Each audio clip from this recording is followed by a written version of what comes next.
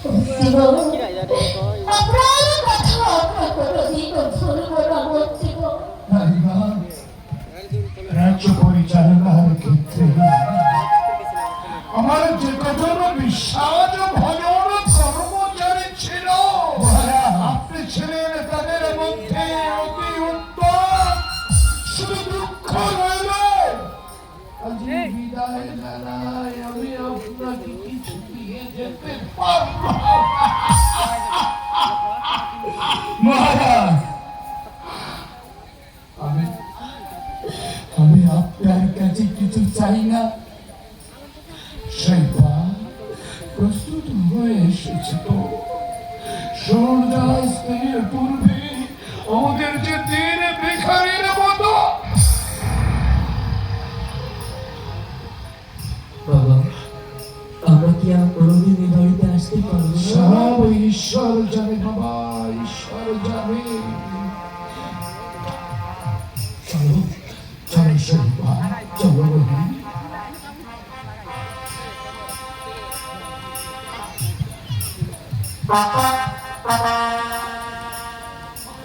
ও ভগবান, এই দৃশ্য দেখার আগে তুমি আমাকে মৃত্যু দিবে না কেন ঠাকুর? কেন বিরাট একটা ভূমিকম্পে এই অঞ্চলটাকে ধ্বংস করে দিলে না? কি বলছেন আপনি? কি বলবেন? এই করুণা করে এই হতভাগার মৃত্যু আবার আপনি করতে পারতেন। আমার সম্মুখে দাঁড়িয়ে অযোধ্যার মঙ্গল কামনা না করে আমার মৃত্যু কামনা আপনি করতে পারতেন। এই অযোধ্যা আমার প্রাণ, এই অযোধ্যার প্রজারা যে আমার সম্পদ, তাই আমার সামনে দাঁড়িয়ে এই অযোধ্যার অমঙ্গল। মহারাজ, বড় কষ্টে বলেছি মহারাজ, আমার বড় সাধ ছিল জীবনের এই শেষ বেলায় আমার দাদুর দাস্যকে সিংহাসনে দেখে আমি যে শেষ বিদায় নেব, কিন্তু ভগবান আমার সে আশা পূর্ণ করল না। তুমি আর চোখের জল ফেলে দেখো, তোমার ওই চোখের জল দেখলে না দেখো আমার যে ভীষণ কষ্ট। ওরে দাদু, তুই চলে গেলে যে আমি সত্যি মরে যাব। না না না, মরার কথা মুখে এনে না দেখো, আমরা ফিরে না আসা পর্যন্ত তোমাকে মরতে দেবো না। তুমি দেখে নিও, ভগবানের যদি শক্তি হয়ে থাকে তোমার সঙ্গে আমাদের নিশ্চয়ই দেখা হবে। দাদু, তোমার মুখের কথাই যেন সত্যি হয় দাদু ভাই। হে ঈশ্বর, আমার বাকি জীবনের পরম আয়ু নেই, তুমি আমার দাদু ভাইকে দীর্ঘজীবী করো।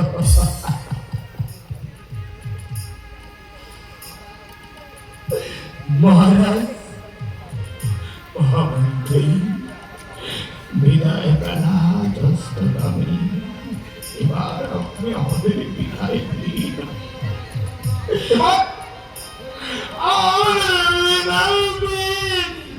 যখন রাখতে পারবো না তখন তো বিদায় দিতেই হবে মহারাজ। যাওয়ার আগে আপনি বলে যান আপনাদের হারিয়ে এই বৃদ্ধ কি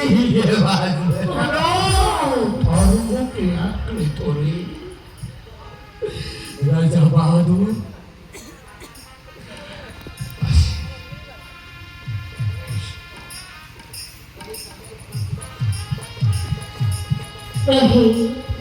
তাদেরকে প্রণাম করে এসো বাবা। দাদু, আমরা চলে যাচ্ছি দাদু।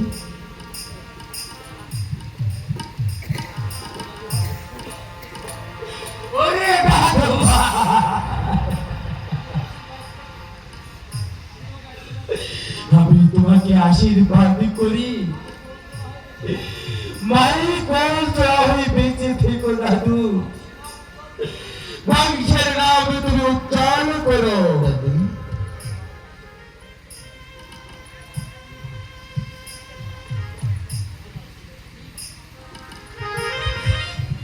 মন্ত্রীবর, আশীর্বাদ করুন মন্ত্রীবর। আমি যেন চিরদিন স্বামী সেবা করতে পারি, স্বামীর ভালো রক্ষায় আমি যেন জীবনে দিতে পারি। আমি আশীর্বাদ করি আপনি রাজি শান্তি হও।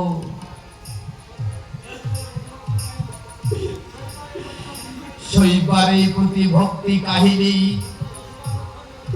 ইতিহাসে সোনার অক্ষরে লেখা থাকবে। এসো শৈবা, একটিবার তাকিয়ে দেখো, পূর্বের সূর্য পশ্চিম দিকে ঢলে পড়েছে, পাখিরা যার যার মিলে ফিরে যাচ্ছে, অথচ আজ আমাদের বাসা কোথায়?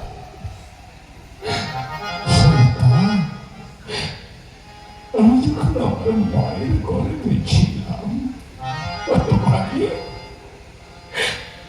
ওই পৃথিবীর মাঝে এনে চলে গেল না ফেরার দেশে। তারপর এই রাজবাড়ির ধাত্রী মায়ের কাছে সেই ছোট্ট থেকে আজ আমি এতটা বড় হয়েছি। এসো শৈবা, আজ বিদায় বেলায় আমার এই দেশের মাটি, আমার এই মা বাড়িকে একটু শিশির প্রণাম জানিয়ে যাই।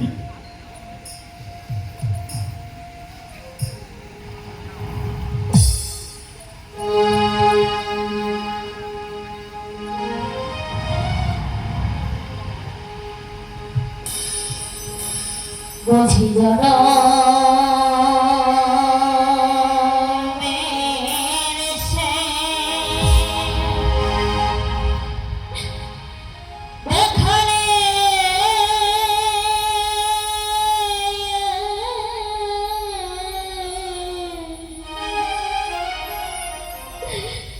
দেশের বাড়ি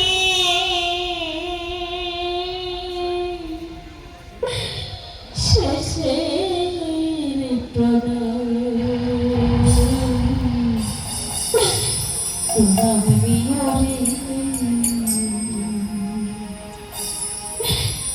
নিরুদ্দেশে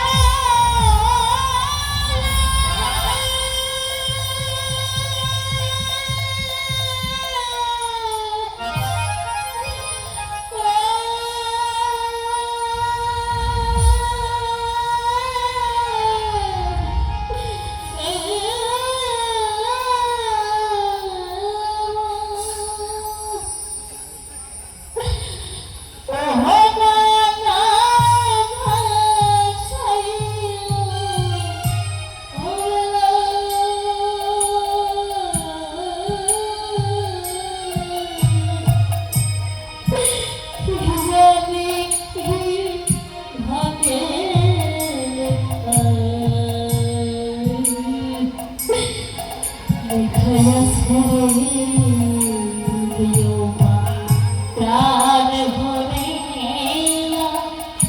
অশেষ দিয়া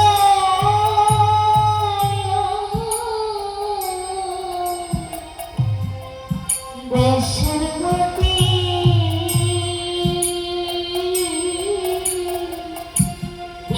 শেষের প্রণাম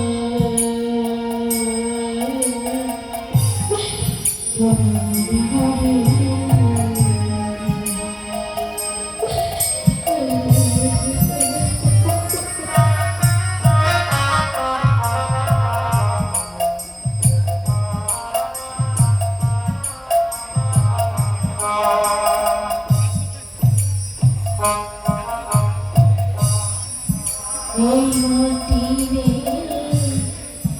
আকাশ বাতাস মায়ের মতো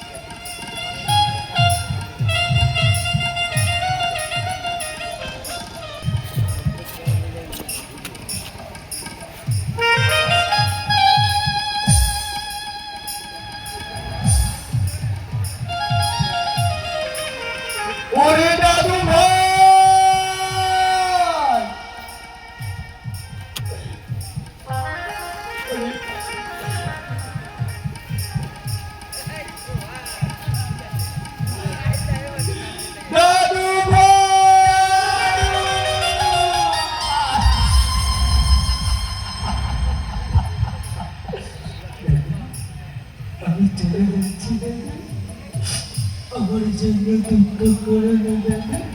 মা বাবার সামনে থাকলে আমি সব কষ্ট ভুলে যাবো দাদা। তুমি আমার চোখের জলে ফেলে না দাদা। ভালো থেকো, সুখী থেকো, সময়ের মতো খাওয়া দাওয়া করো দাদা। আসি দাদা।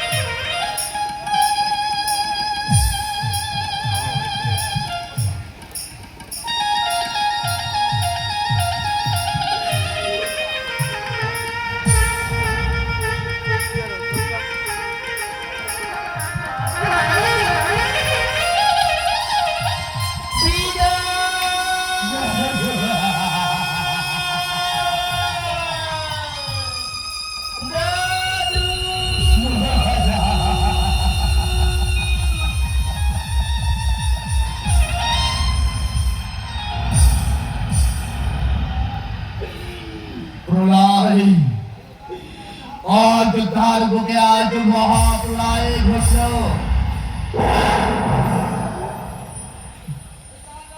ওই কালে রঘু অযোধ্যার সূর্যকে গ্রাস করে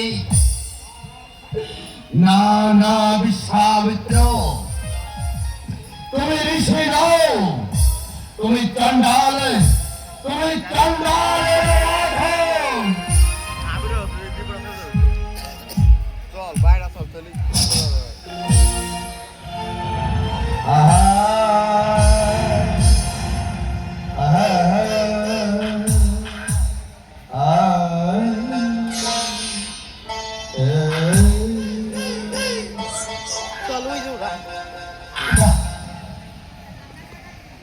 ভারী একটা কায়দা ব্যর্থ,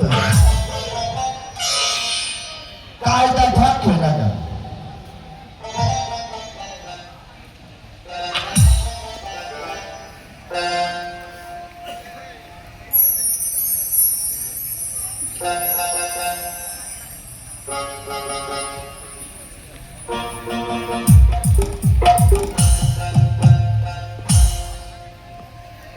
তুমিও তো কুকুরিয়ে ওর কুকুর তাহার আজকে আমি বলতেছি আমার জন্য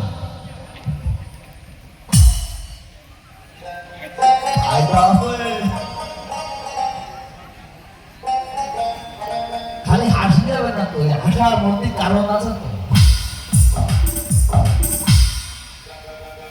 ওরে আমি আর আমার বউ আমরা ঘরে ঘরে দুজন সবটা নিজেরা নিতে হবে, আমার করতেন না। আমাকে তো বলতে ভালোই ঠিক হবেন না। আমার বউ ভাই কাছে কি এই শোনো গ্লোবালের যেটা বিক্রি হয় করে ইয়ে গাছ গানা তো আমাকে ছেড়ে ফেলে না।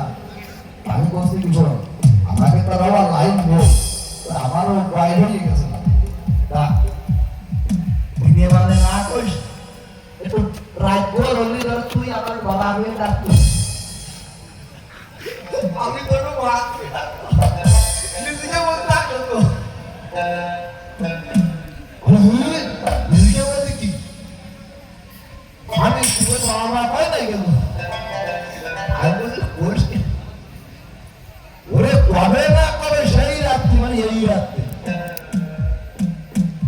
রাত বলো 12টা 12:30 বাজে আজ বস্তুলে টাকের ঘরে বাউল হইতে কষ্ট কি বাবা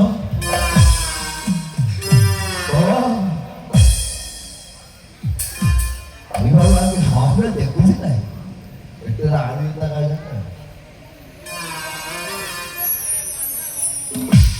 না বাস্তবে কাজ দিতেছে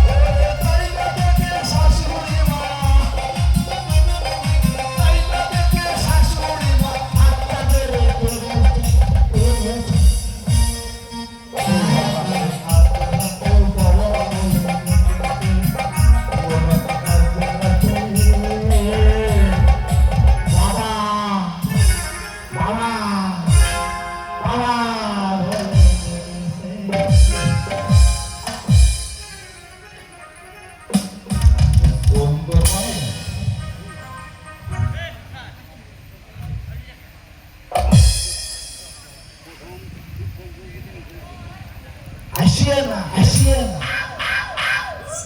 আমাকে যন্ত্র আছে ও বাগানে বাঁধে না তুলে দপ্তর করে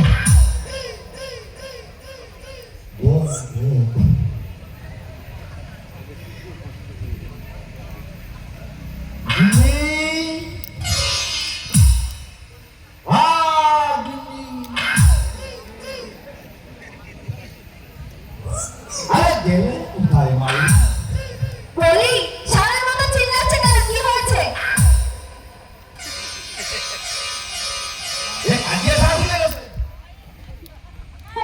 তুমি কি দেখছো দৌড়াদৌড়ি করে?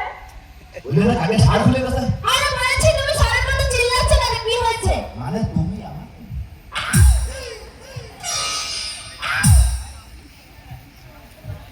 এই স্বামী তো সার তো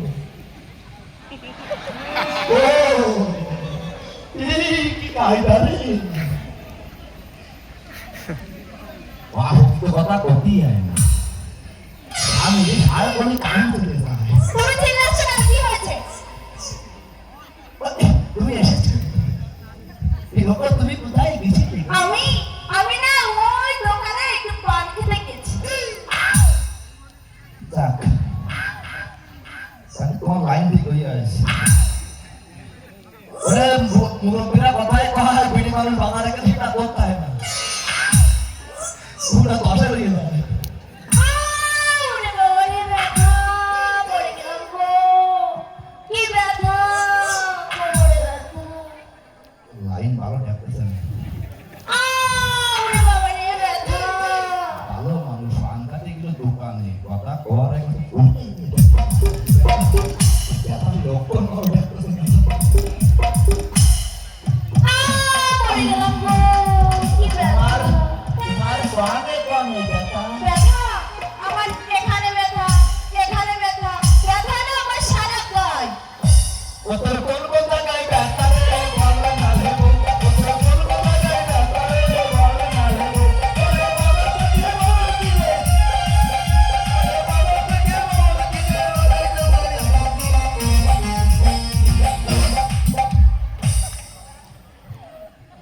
সারা ভাই কিপে মিনছে, তোমাকে কতবার বলেছি ওই কাশীগঞ্জ থেকে আমাকে একটু নকশা এনে দাও, কিন্তু তুমি আমার কোনো কথাই শোনো না।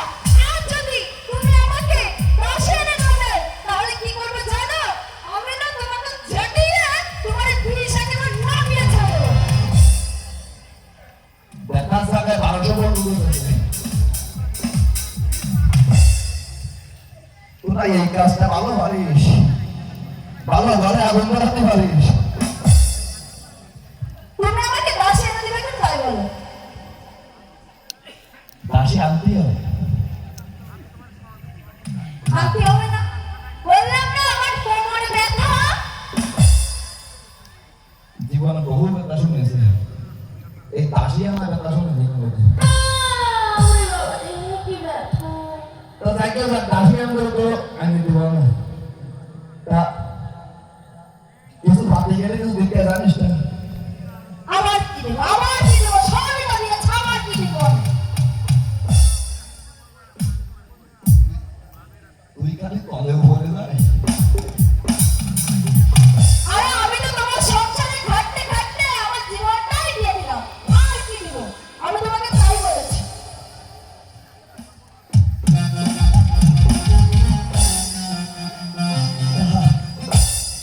ভালো কথা আমি তোর দাসের ভিতরে একটা শর্তে কি শর্তে বলো? যদি তোর ওই মধুর কণ্ঠে কোকিল ভরা কণ্ঠে তোর দেবতা আমাকে গান আবার গান গাইবো? আমার একটা শর্ত আছে। ওর আবার কি শর্ত আমি গান গাইবো, তুমি যদি আমার সঙ্গে নাচতে পারো তাহলে আমি গান গাইবো। তাও আবার এই বয়সে ও, তাতে সেই ভয়টা গা দিয়ে যায় আমি সাজাবো তোমারে এই মনের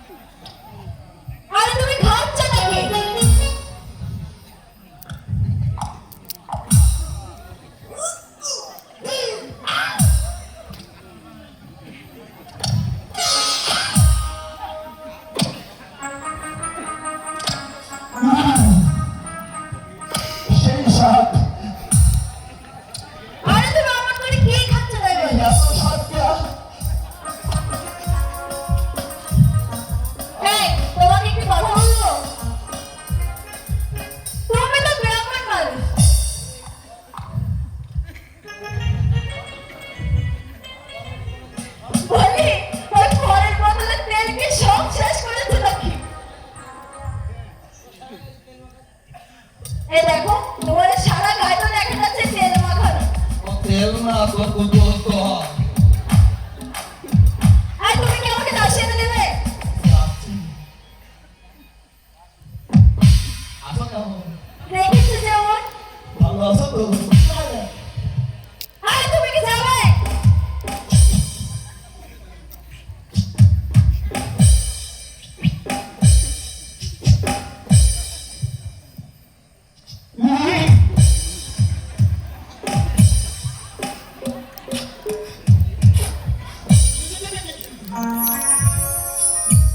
ওরে বাবা আসিও না।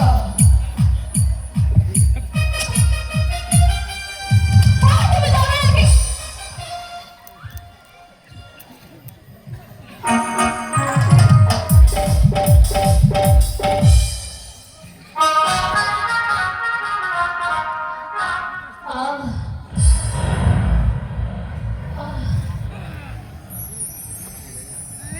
আমি তো চলতে পারছি না মা, তৃষ্ণায় বুকে চাপে কেটে যাচ্ছে, চারিদিকটা আমার আড়া হয়ে আসছে কেন মা? আমি যে কিছু দেখতে পারছি না মা। ওরে মানি বাবা, এমন করিস না বাবা। ওরে বাবা কখন আসবে মা? আমি যে ক্ষুধার জ্বালা আর সইতে পারছি না মা। এই তো তোর বাবা এসে গেছে।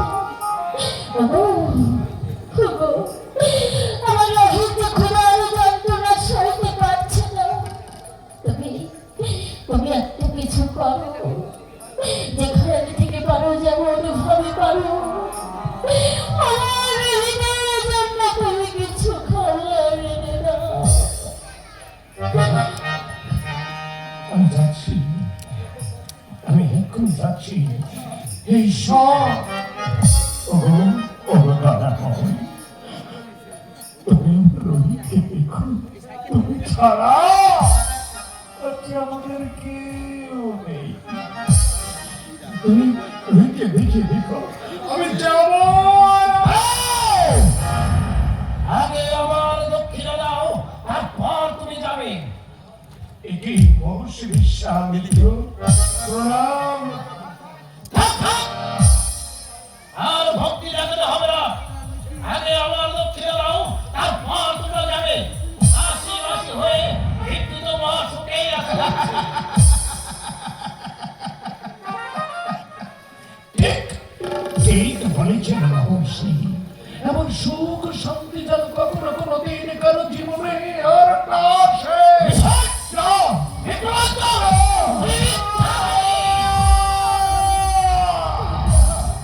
প্রতিশ্রুতি দানে তুমি ভঙ্গ করেছ। না মহর্ষি না, সূর্য বংশধর কখনো সত্যপুষ্ট হাত না মহর্ষি। আমার স্বামী যখন প্রতিশ্রুতি দিয়েছে, তখন অবশ্যই পালন করবে মহর্ষি। স্বামী, জীবনে কখনো তুমি প্রতিশ্রুতি ভঙ্গ করনি, তাই আমার প্রাণ থাকতে আমি তোমাকে কখনো প্রতিশ্রুতি ভঙ্গ হতে দেব না স্বামী।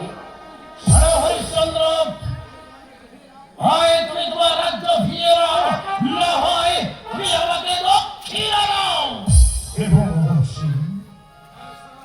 তাহলে শোনো হরিশ্চন্দ্র, কাল সেই কৃষ্ণা চতুর্দশী ছোট্ট হাতের বুকে আমার দক্ষিণা চাই, নইলে তোমার রাজ্য তোমাকে ফিরিয়ে নিতে হবে। আর যদি তুমি না দিতে পারো, তাহলে আমি তোমাকে অভিশাপ করব। কথাটা মনে থাকে জানো। কাল সেই কৃষ্ণা চতুর্দশী ছোট্ট অস্ত্রের পুটে আমি আমার দক্ষিণা চাই, নইলে তোমার রাজ্য তোমাকে ফিরিয়ে নিতে হবে। কথাটা মনে থাকে জানো।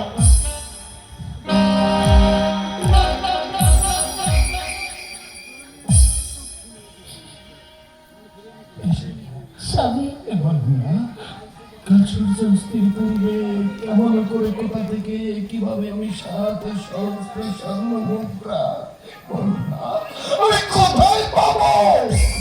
স্বামী, তুমি যে আমার স্বামী, তাই তাই তুমি আমি সম্মান রাখতে প্রয়োজন হয় আমি আগুনে ঝাঁপ দেব।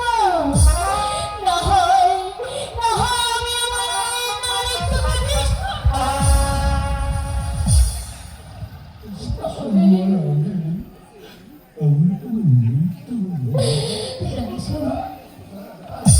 কথা আমার সম্মুখে দাঁড়িয়ে আর কখনো কোনো সময় বলবে না। স্বামী, লক্ষ্য করো না স্বামী, এই জীবনে সুখের আলো নাই বা দেখলো তোমাকে এই মর্তের মাটিতে স্বর্গের সুর করে তুলতে পারি। স্বামী, স্বামী, স্বামী, তুমি একটা কিছু করো স্বামী, আমার রোহিত ঘোড়ার যন্ত্রণার সইতে পারছে না স্বামী। চল, এখানে আর দাঁড়িয়ে থাকবো না, একটু এগিয়ে যাই, দেখে ভিক্ষা করে কোথাও থেকে এত মতো পাই কিনা।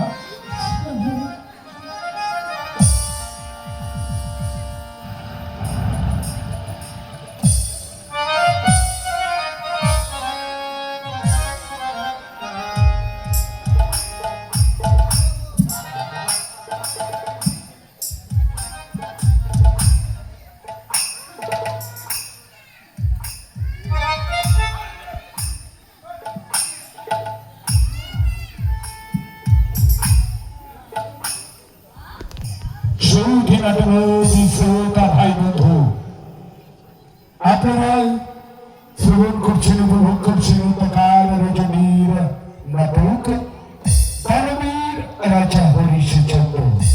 আপনাদের জানিয়ে দিচ্ছি আগামী দিনের আগাম বার্তা। আপনারা এই আলোকিত ভাষিত রঙিন রঙ্গমঞ্চে আপনারা দেখতে পাবেন অত্যারজনীয় আগামী দিনের শুভক্ষণে ঠিক রাত 8 ঘটিকায় এই আলোকিত ভাষিত রঙিন রঙ্গমঞ্চে সম্পূর্ণ হাসি কান্নায় ভরপুর অশ্রু সজল সামাজিক যাত্রা পালা নির্মল মুখোপাধ্যায় বিরচিত অন্ধকার পালা মহল বন্দী ঠিক রাত 8টায়। তাই আপনারা আপনাদের বাড়ির কাজকর্ম সেরে ঠিকঠাক সময়ে হাজির হবেন। রাত 8টায় শুরু হয়ে যাবে আলোকিত ভাষিত রঙিন রঙ্গমঞ্চে অন্ধকার রজনীর মহোৎসব মহল বন্দী।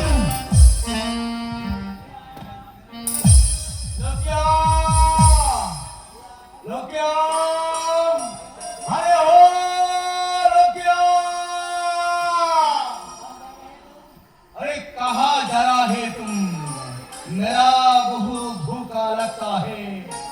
लोक्या, अरे हो लोक्या। আরে বল না, কেন এত চিল্লাচিল্লি করতেছিস? खाना दो खाना, मेरा बहुत भूखा लगता है। দিবে দিবে, লেকিন তো রাত হলো কেলে। আর বলিস না রে লোকিয়া, পর 5টা মরা এসে পড়লো, সেই সব কয়টাকে পুড়িয়ে তারপর আমাকে আসতে হলো। তাই তো আমার একটু দেরি হয়ে গেল রে। এখন কথা না বাড়িয়ে और तू আমাকে खाना दो खाना, मेरा बहुत भूखा लगता है। আমি না প্রতিদিন তোকে বলেছি কামটা লেগে একটা লোক নিয়ে আয়। একা একা তোমার বড় কষ্ট হয়ে যায় রে। তুই ঠিক বলেছিস রে। আগামী দিন আমি ওই গঞ্জের হাটে যাবে। এই শ্মশানের কামড়ি বহুত নোংরা আছে রে। আর একা একা পারি না রে, পারি না। জানিস জানিস রকিয়া, যখন সবাইকে ওই চিতায় তুলে দিই তখন তখন আমি দেখি এই চিতায় একদিন সবাইকে পুরো শেষ হয়ে যেতে হবে। কালুয়া এখানে রাজা বাদশা ভিখারি প্রজা সবাই সমান রে, সবাই সমান।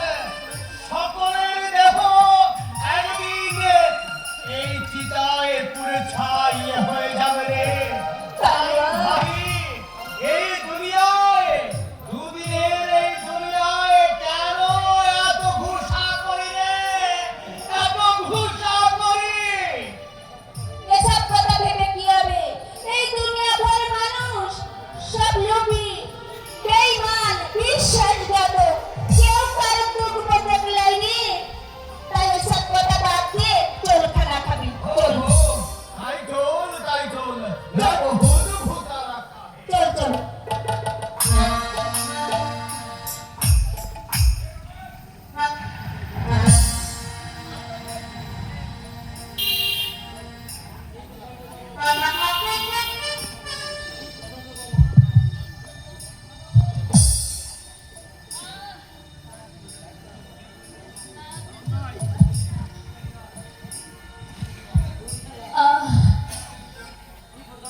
এই প্রচন্ড গরম, কোথায় যার পা চলে না, তৃষ্ণায় বুকের ছাতি ফেটে যায়। এদিকে এদিকে দুমুঠো ভাতের জন্য ওর বাবা দাঁড়ে দাঁড়ে ভিক্ষি করে বেড়াচ্ছে। এই যে কত দুঃখের, কত কষ্টে, আমি ছাড়া আর কেউ বোঝে না রে। কদিন আগে যে নিজ হাতে তোকে প্রজার মুখে তুলে দিয়েছে অন্ন, শীতের সময় দান করেছে শীতের বস্ত্র, সবাই সুন্দর তিন ব্যক্তিদের করে দিয়েছে তাদের আশ্রয়। সেই সেই সেই প্রয়োজনটার বারবার হাত পেতে ভিক্ষে চাইছে। হে ঈশ্বর, তুমি তুমি আমায় রক্ষা করে দাও এই দারিদ্র যন্ত্রণা থেকে। আমি যাই সইতে পারছি না ঠাকুর। কেঁদে না, তোমার চোখের জল যে আমি সইতে পারি না মা। তুমি জানো না, তুমি কাঁদে না আমার ভীষণ কষ্ট হয়, তুমি জানো না মা। মানিক বাবা, জানি না আমাদের ভাগ্যে কি আছে বাবা। বাবা কখন আসবে মা? আমি যে ক্ষুধার জ্বালা আর সইতে পারছি না মা। শুনেছি এই কাশিতে কেউ না খেয়ে থাকে না, তবে তবে আমাদের কেন না খেয়ে মরতে হচ্ছে না? আরে রহিম, বলিস না বাবা। মা অন্নপূর্ণা নিশ্চয়ই আমাদের একটা উপায় করবে। এসো বাবা এসো, আমরা এই গাছটার নিচে বসি, ততক্ষণে তোমার বাবা নিশ্চয়ই খাবার নিয়ে চলে এলো বাবা।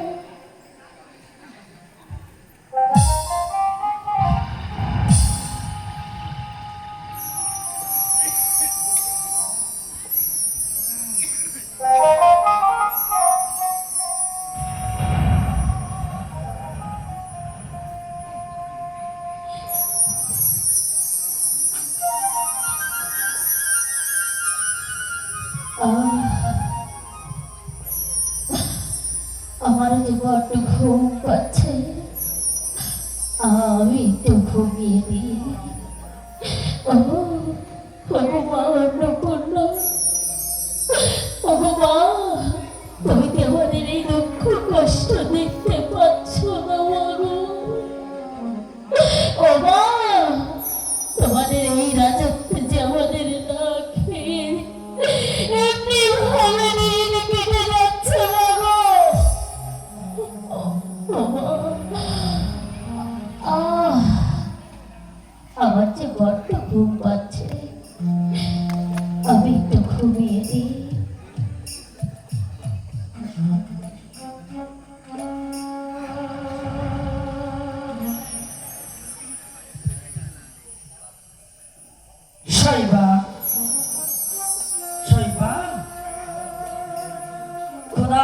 ক্লান্ত দেহে ঘুমিয়ে পড়েছ?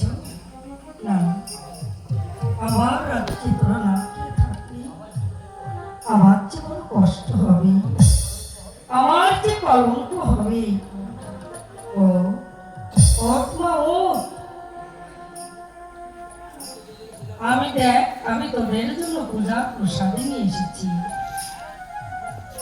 কে কে তুমি মা?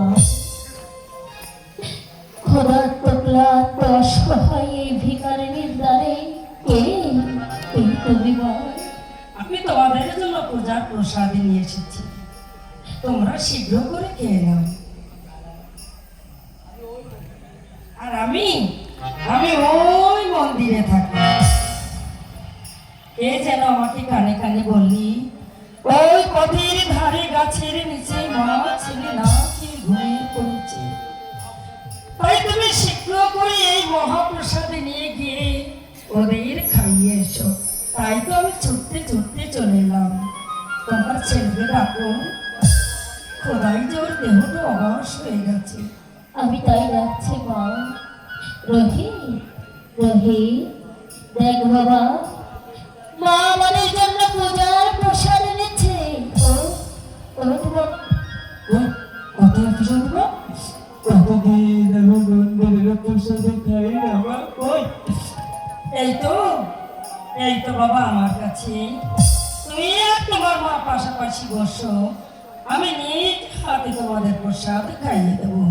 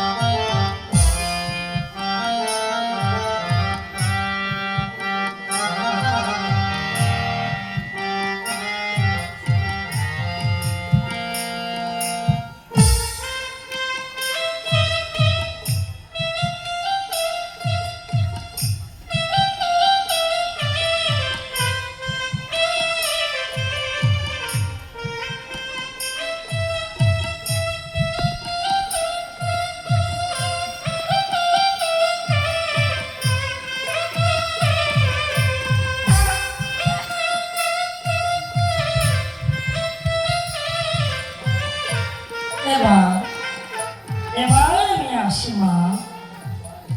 ঈশ্বর তোমাদের সহায় হোক।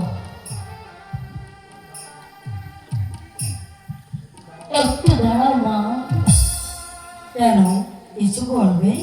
ও মা, তোমার এই মহাপ্রসাদে আমাদের জীবনে যে ধন্য হয়ে গেল মা, তাই তাই তোমরা আমার তোমার মতকে একটা প্রণাম করি মা। ঈশ্বর ঈশ্বরকে মাকে প্রণাম করি।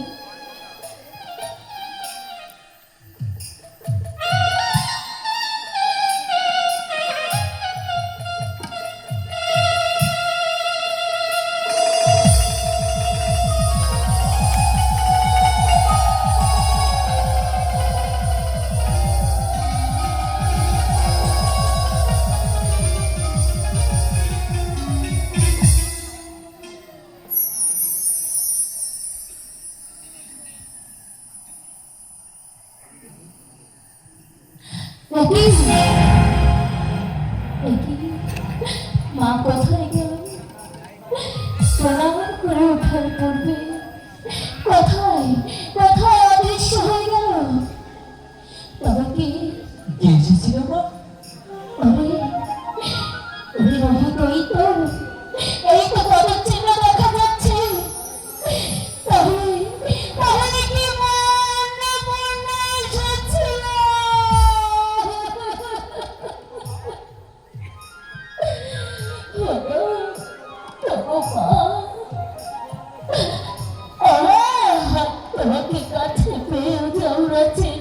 পারিনি মাগো। ওরা আমি যে বড় হতভাগিনী মা। তাই তো তোমাকে কাছে পেয়েও আমরা যে তোমাকে চিনতে পারলাম না মাগো। শৈবা, এই দেখো আমি চলে এসেছি। তোমার জন্য কত প্রসাদ নিয়েছি দেখো। প্রসাদ আমি নিয়ে এসেছি। এত প্রসাদ তুমি কোথায় পেলে স্বামী? কে দিয়েছে তোমাকে এত প্রসাদ? আমি রোহিতের কথা ভাবতে ভাবতে, তোমার কথা ভাবতে ভাবতে আমি ছুটে চলেছিলাম। আমি ভাবছিলাম কোথাও গিয়ে যদি এক মুঠো পাই তাহলে আমি আমার খোকাকে খাওয়াবো। আমি সে একা মুঠো নিয়ে আমি চলে আসবো। হঠাৎ চলতে চলতে আমার কর্ণে এলো শঙ্খ ঘন্টার ধ্বনি। আমি দূর থেকে শুনতে পেলাম শঙ্খ ঘন্টার ধ্বনিতে ধরো চারিদিকে মুখরিত হয়ে উঠেছে। আমি ঘন্টার মতো ছুটে গেলাম। সামনে গিয়ে দেখি এক মন্দির। হ্যাঁ, মা অন্নপূর্ণার মন্দির। আমার মতো অনেকেই প্রসাদ পাওয়ার আশায় ওই মন্দিরের পাশে দাঁড়িয়ে আছে। আমি সবার কাছে জিজ্ঞাসা করলাম, তোমরা এখানে দাঁড়িয়ে আছো কেন? সবাই বললো মন্দিরে পূজা শুরু হয়েছে, কিছুক্ষণ বাদে প্রসাদ দেবে, সেজন্য আমি দাঁড়িয়ে আছি। শুনে আমি আর এক চুল বললাম না। আমি দেখলাম মন্দিরে পুরোহিত পূজা শুরু করে দিয়েছে। শঙ্খ ঘন্টায় চারিদিক মুখরিত হয়ে উঠেছে। কিছুক্ষণ পর পূজা শেষ হয়ে গেল। তারপর সবাই মতো করে আমিও না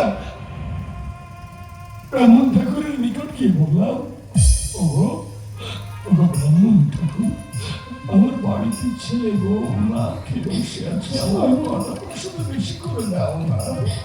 ব্রাহ্মণ ঠাকুর আমার মুখের দিকে তাকিয়ে আমায় না দুটো প্রসাদ বেশি দিলেই প্রসাদগুলো নিয়ে আনন্দে আমি তোমাদের কথা ভাবতে ভাবতে আমি ছুটে চলেছি।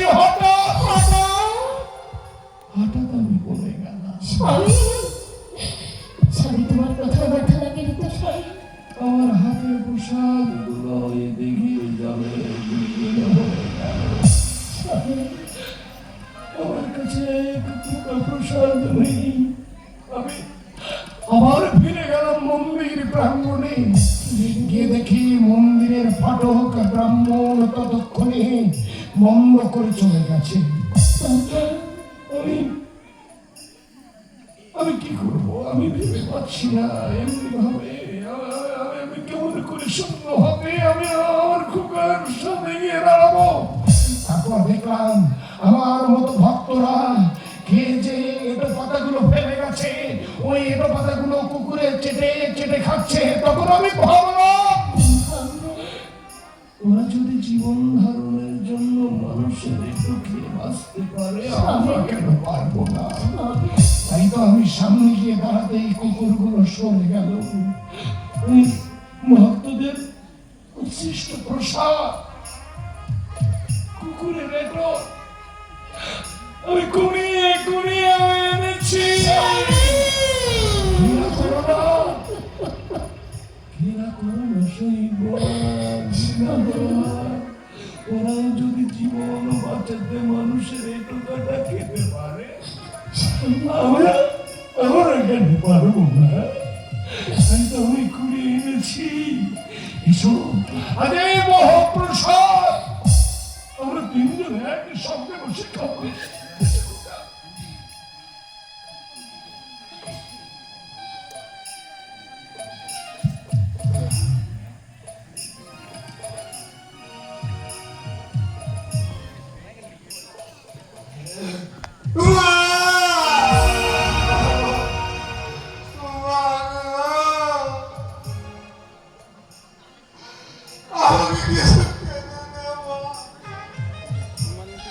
আর সাথের আমার ভাগ্যে কিছু জোটে।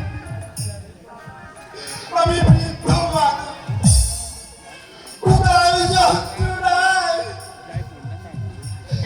আমি আর পথ চলতে পারছি না। দয়া করে আমাকে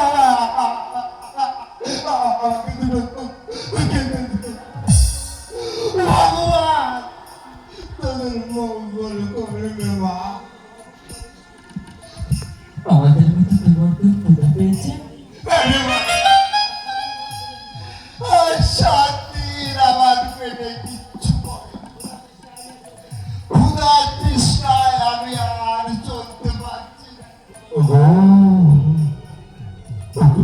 অতিথিরূপে নারায়ণ, আজ এসেছ আমাদের এই ছিন্ন বনে গাছ তলে, আজ আমাদের এই সুন্দর গৃহ। আজ তুমি আমাদের গৃহে অতিথি রূপে এলে বুঝি। একটুখানি অপেক্ষা করো, আমি যাবো আর আসবো।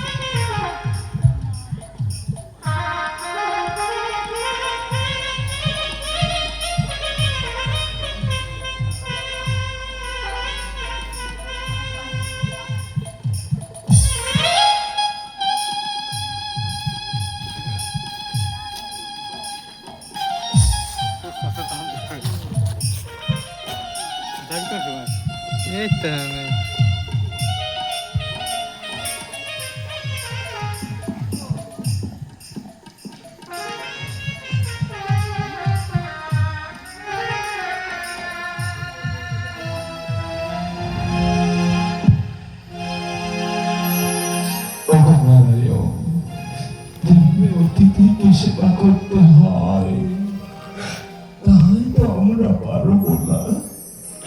আমি জল ঢেলে দিচ্ছি। নারায়ণের পদধূলি করে দাও। হে ঠাকুর,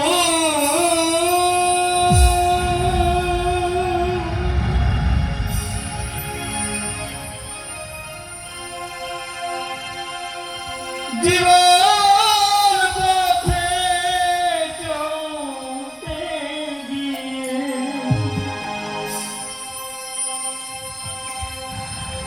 যদি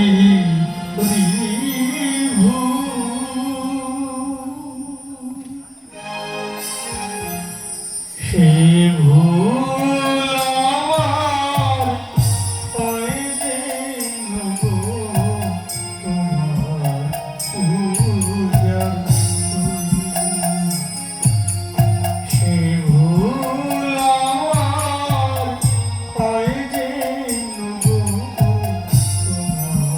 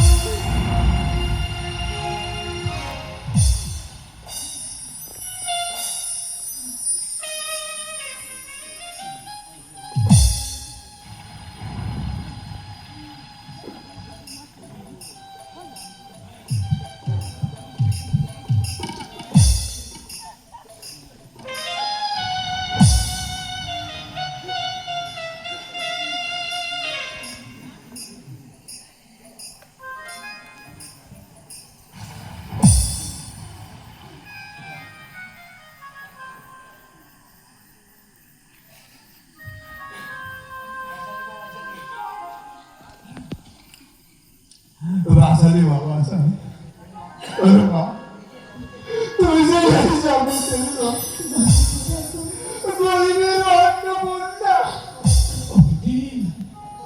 আর তোর ওই ছেলে ওদের রক্তের দেবদূত দুঃখ বিজয় রাজা যতদিন এই দুনিয়া থাকবে ততদিন তুই দানবীর হয়ে বেঁচে থাকবি অতিথি ঠাকুর, আমরা তো এখন আর রাজা নই। বিশ্ব সর্বহারা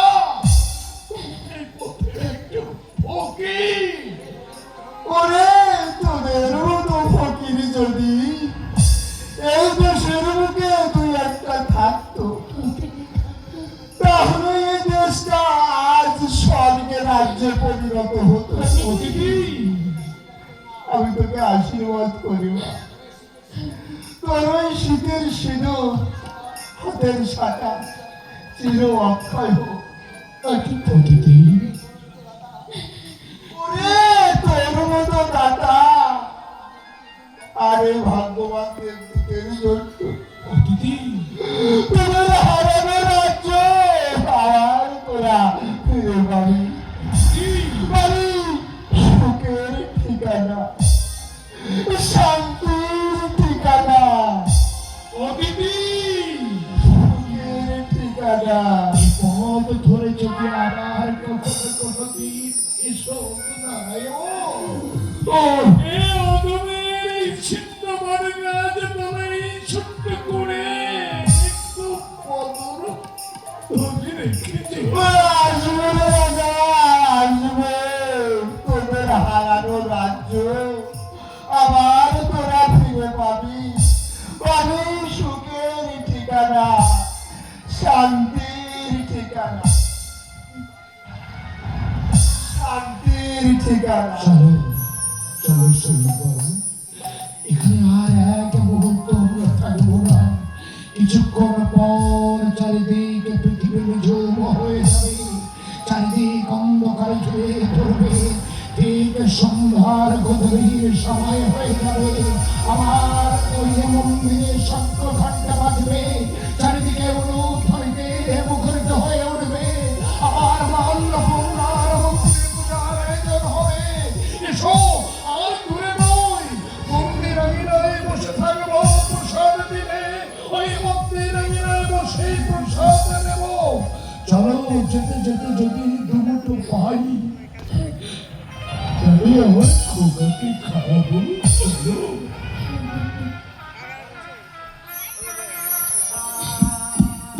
আর কত কান্দাবি রে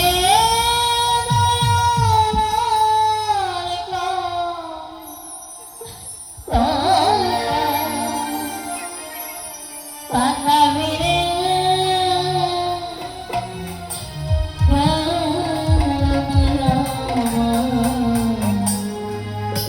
পুফিরি কত